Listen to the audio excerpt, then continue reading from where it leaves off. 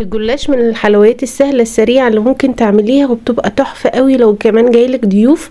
تعالوا نعملها بطريقتين حلوين هيعجبوكم ان شاء الله، وهقولك ازاي يطلع معاكي باللون التحفة اللي انتوا شايفينه ده.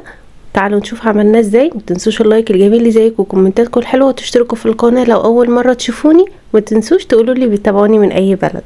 معايا 3 كوبايات لبن او حليب، وهحط عليهم 3 معالق كبار نشا الذره بتاعنا اللي احنا بنستخدمه، معلقتين كبار سميد اللي هو بتاع البسبوسه. بصراحه فرقت قوي في الطعم، جربوها التركايه دي هتعجبكم قوي. معلقه كريم باستري اختياري، ومعلقتين ل3 لبن بودر اختياري برضو، معلقتين كبار او 3 كريم شانتيه. جربوا المهلبيه او القشطه بالطريقه دي خطيره. طبعا السكر على حسب الرغبه. انا حطيت 3 معالق وكانت بالنسبه لي مظبوطه، انتوا ممكن تقللوا السكر او تزودوا اللي يريحكم. وحطيت كمان فانيليا.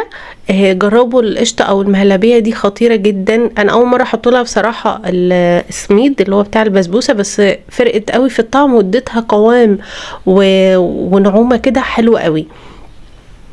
تمام كده هقلب على البارد، وبعد ما ادوب النشا بتاعي كويس قوي والمواد الجافه اللي انا حطيتها على اللبن او الحليب كويس قوي، هشغل بقى النار بتاعتي. النار متوسطه مش عاليه ولا هاديه، لحد ما اوصل للقوام اللي هو المهلبيه اللي احنا كلنا عارفينه. تخليش القوام بتاعكم تقيل عشان هي ما بتبرد بتتقل معايا، فانا هخليها وسط زي ما انتوا شايفين كده.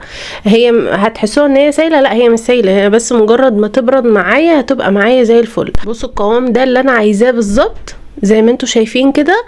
طبعا فضيتها في طبق وهغطيها بكيس بلاستيك عشان ما تعملش معايا بقشره.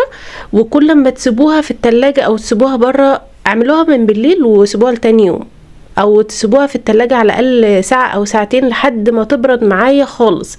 معايا طبعا لفة جلاش، والمادة الدهنية دي بقى ترجع لي. انا عاملة خليط بين الزبدة والسمنة البلدي والزيت. جبت ورقة جلاش، انتوا ممكن تحطوا 2 بس انا استخدمت هنا في الوصفة دي واحدة بس، ودهنتها بالمادة الدهنية. ومعايا بقى كنافة محمراها او محمصاها. عملتها معاكم بكذا طريقة، في القلاية الهوائية وفي الفرن، ارجعوا شوفوها. وكمان على النار، مش حاطة عليها شربات ولا اي حاجة، انا بس مجرد محمراها وخلاص. وببدأ احشي زي ما انتوا شايفين. جربوا الجلاش بالكنافة، خطير بجد، من الحلويات الجميلة قوي الخفيفة. زي ما انتوا شايفين بحط من على الطرف كده وببدأ الف رول. ممكن ما تلفوهاش رول لو انتوا مش عايزين، بس انا عايزاها اعملها بالشكل اللي انتوا شفتوه معايا في الاول. دهنت الصينية بتاعتي المادة الدهنية اللي انا بستخدمها، وهبدأ اقطعها كده مثلا كل صابعين، او لو انتوا عايزينها اطول شوية ممكن كل 3 صوابع. تمام. وهبدأ اوقفها، او ممكن تميلوها اللي انتوا حابينه. ممكن تعملوها صينية عادية خالص، تعملوها رقات. بس انا عايزة اعملها كده كل واحد ياخد القطعة بتاعته. تحفة قوي. جربوها وقولوا لي لو انتوا بتحبوها اكتر بالكنافة ولا بالمهلبية ولا بالمكسرات. طبعا الجلاش عملته معاكم بكذا طريقة قبل كده، عملنا منه اشكال كتير، هسيبها لكم برضو في اول كومنت مثبت، ارجعوا شوفوه. الجلاش ليه افكار كتيرة جدا. هبدأ ارص كده كل واحدة جنب التانية. انا مش عايزاها طويلة قوي، يعني السمك اللي انتوا شايفينه ده او الطول اللي انتوا شايفينه ده بالنسبة لي حلو. انا كنت الاول عاملة كل ورقة، هجرب معاكم كل ورقتين، بس انا بالنسبة لي كل ورقة احسن، لان هي ما بتتلف رول بتبقى سميكة شوية. فانا بالنسبة لي كل ورقة احسن يعني. بس طبعا اللي انتوا حابينه واللي يريحكم، شوفوا انتوا بتحبوا ايه اعملوه، بس انا بديكوا الفكرة وانتوا اعملوا اللي يريحكم واللي انتوا بتحبوه.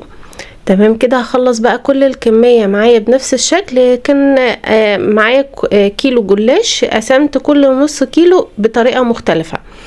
تمام كده. هرص بقى زي ما انتوا شايفين في الصينية. خطير يا جماعة، خطير. اول ما بدأت اشتغل شغلت الفرن بتاعي على درجة حرارة 200 ل 220. الجلاش بيبقى عايز فرن سخن، الفرن مش هادي عشان ما ينشفش معاكم. وبدخله، ما بشغلش الشواية، بسيبه ياخد لون منه فيه، لان درجة الحرارة بتبقى عالية. وكمان ببقى مشغلة الفرن من قبلها. هدهن بقى كده الوش زي ما انتوا شايفين، وهدخله. الجلاش ما بياخدش وقت كبير في الفرن، وهيطلع معايا زي ما انتوا شايفين الجمال والحلاوة. بجد كان حلو قوي، بألف هنا على ليه نصيب ياكل منه. معايا الشربات كوباية سكر، عليها كوباية مية، عليها عصرة ليمونة، وبسيبه من 7 ل10 دقايق على النار. ممكن تحطوا فانيليا، ممكن تحطوا سمنة بلدي اللي انتوا حابينه، بس انا بحبه كده خفيف، ممكن احط بس فانيليا. زي ما انتوا شايفين ما شاء الله، جربوا الطريقه دي هتعجبكم قوي وسهله وبسيطه ومش بتاخد وقت كبير. تعالوا نعمل اللي بالمهلبيه. كانت بردت معايا، وبصوا القوام بقى ده اللي انا بقول لكم عليه، ما تخلوهاش تقيله معاكم لان هي كل لما بتبرد بتتقل. معايا هنا ورقه الجلاش، بس انا هنا مستخدمه ورقتين وهدهنها بالماده الدهنيه. زي ما انتوا شايفين انا ما بكترش قوي في الماده الدهنيه لان انا بدهنها تاني بعد ما بخلص. انا حطيت المهلبيه في كيس تلاجة عادي، مش شرط كيس حلواني، عشان الناس اللي ما عندهاش كيس حلواني ممكن تستخدمي كيس تلاجة اللي هو العادي خالص، وبفتحه فتحه بسيطه عشان يبقى سهل عليكم. وهوريكم دلوقتي برضو لو انتوا استخدمتم بالمعلقه مفيش اي مشاكل خالص. بلف رول زي ما قلت لكم. انتوا ممكن برضو هنا ما تعملوش الرول وتعملوه جلاش عادي خالص في الصينيه عادي بالطبقات بتاعتنا زي ما بنعمل الجلاش العادي، برضو حلو. انا بحبه على فكره اللي هو الطبقات العاديه عن الرول. فقولوا لي انتوا بتحبوا ايه اكتر في الكومنتات. هنا الورقه الواحده بتنيها كده زي ما انتوا شايفين، عشان انا حبيت بس اوريكم فرق بين الورقتين والورقه. وهنا حطيت الجلاش بتاعي بالمعلقه عادي برضو، سواء بالمعلقه او بكيس مش هيقول لا في تلك الحالتين يعني. وببدا الف الرول بتاعي. هنا بقى الفرق بين الورقتين والورقه زي ما انتوا شايفين. اكيد انا مش هقول لكم على فكره تقطيع مش هتخلي الجلاش بتاعكم يطلع الحشو خالص. هنا طبعا بعد ما خلصت بدهن الوش بالماده الدهنيه كده زي ما انتوا شايفين عشان يديكوا اللون التحفه اللي انتوا شفتوه معايا. طبعا وبدهن الصينيه عشان يتحمر معايا، وزي ما قلت لكم الفرن سخن قبلها ودرجه حراره عاليه تمام كده. والماده الدهنيه زي اللي احنا استخدمناها في الاول بالظبط.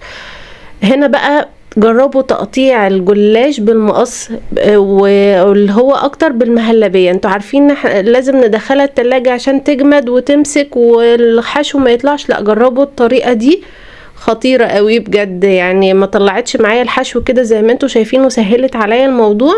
هنا بعد ما طلع معايا خطير يا جماعه، لون الجولد وكان ريحته فظيعه قوي. انا بحب اصلا الجلاش بالمهلبيه، بس بحبه اكتر طبقات بالطريقه العاديه. وزي ما قلت لكم بسيبه يهدى شويه وبعدين بحط عليه الشربات بتاعه عشان يفضل مقرمش اطول وقت ممكن. يعني لما بيطلع سخن وبتحطوا عليه شربات على طول بتطرى بسرعه. لما بتسيبوه يهدى شويه لا بيفضل معاكم مقرمش اطول وقت ممكن. استنى رايكم في فيديو ايه النهارده. جربوا وارجعوا قولوا لي بتحبوا ايه اكتر، اللي بالمهلبيه ولا بالمكسرات ولا بالكنافه.